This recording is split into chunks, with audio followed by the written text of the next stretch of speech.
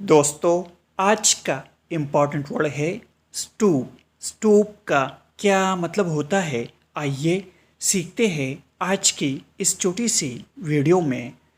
Stoop का उर्दू मतलब है झुकना या झुक कर बैठना, खुद को कमतर या जलील करना।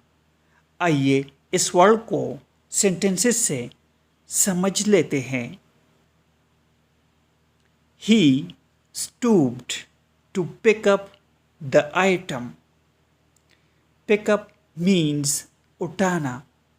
वो चीज़ उठाने के लिए झुक गया। He never stooped to cheating.